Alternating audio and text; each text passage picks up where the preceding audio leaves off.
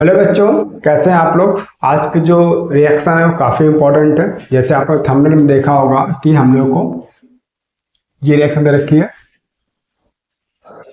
क्या होता है जब क्लोरोबेंजीन की क्लोरल से अक्रिया होती है। ये रिएक्शन बहुत बहुत इंपॉर्टेंट है। अभी तक जो भी रिएक्शन देखी है, ये रिएक्शन समझ लीजिए कि एग्जामिनर भी पूछता है। और बने क्या, मैं शुरुआत में बता दे रहा हूँ आपको।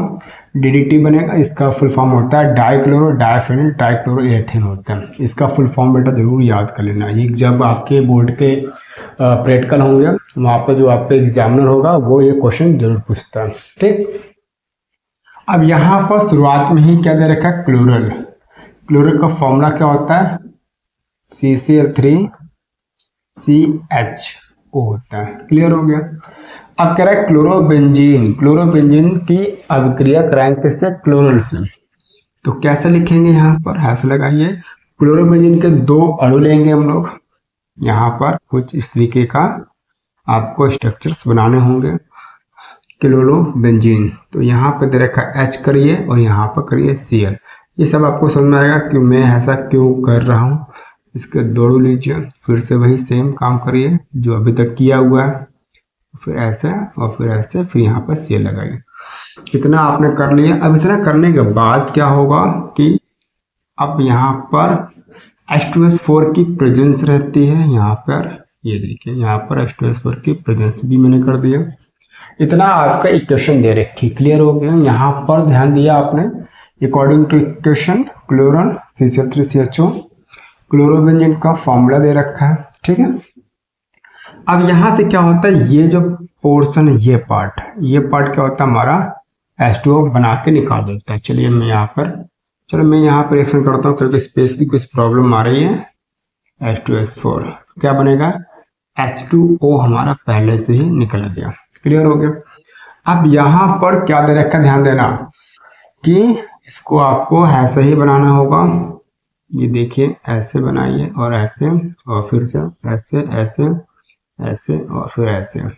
ठीक, जहाँ Cl है वहाँ Cl लगा दीजिए। ठीक है। इसके बाद क्या करना है कि आपको एक ऐसा यहाँ पे लिखिए CCl3CH करिए। ठीक, यहाँ पे ऐसे करिए और फिर ऐसे करिए। ठीक, अब ये हमारा क्या बन गया, पूरा ये H2O बहुत दूर लिख दिया है तो इसको पास में लिख लीजिए H2।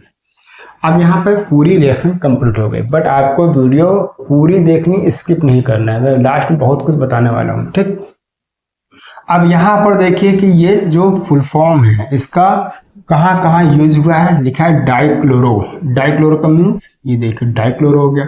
डाइफेनिल क्या होता है, डाइफेनिल बेटा होता है जब C6H5 होता है जिसे बोलते हैं डाइफेनिल।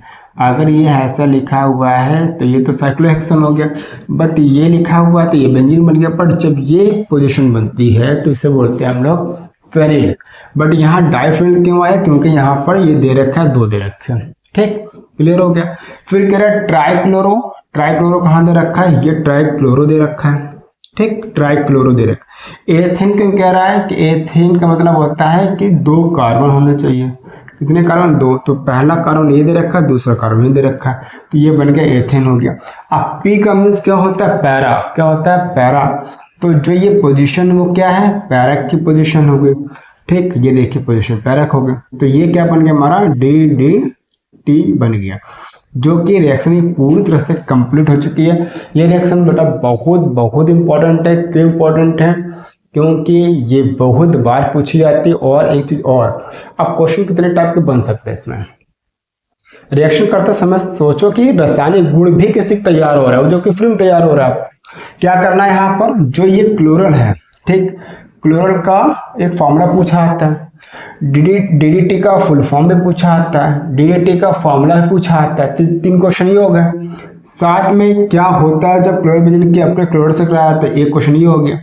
कैसे प्राप्त करोगे क्लोरल से DDT, ये भी क्वेश्चन पूछा आता है। तो देख सकते हो, या कह सकते हैं क्लोरोबेंजीन से आप DDT कैसे प्राप्त करोगे। तो एक क्वेश्चन से 5 क्वेश्चन नहीं 6 क्वेश्चन बन रहे हैं आपके। तो ये कॉन्सेप्ट, ये रिएक्शन काफी इंपॉर्टेंट है। और रिएक्शन आपको बड़ा तभी आएंगे जब आप प्रैक्टिस करेंगे। तो मैं उम्मीद करता हूँ कि जब भी कोई आप मेरी रिएक्शन देखते होंगे, आप 5 बार जरूर प्रैक्टिस करते हो, कॉपी पेन लेकर बैठो और साथ जितनी भी रिएक्शन हमारे पीछे हैं उनको वन बाई करते करते प्रैक्टिस करते जाओ, क्योंकि लगभग जुलाई अगस्त का महीने जो चल रहा है, आने वाला है अगस्त जुलाई जो भी चल रही है, तो अब एग्ज़ाम के आपके मात्र 180 दिन के आसपास बचे हुए हैं, तो आप जम के प्रैक्टिस कीजिए। और साथ में हमारे चैनल में आपको बताया जाएगा कि बोर्ड की कॉपियाँ भी कैसे लिखी जाती हैं, कौन सा पेन यूज़ किया जाता है, कितने घंटे पेपर सॉल्व करने चाहिए। मैं कुछ कॉपी दिखाऊंगा जो मेरे कोचिंग बच्चों ने टॉप किया हुआ है, तो सब कुछ आपको सब कुछ मिलने वाला है। बट अगर आप चैनल में नए हैं तो चैनल को सब्सक्राइब कर लीजिए।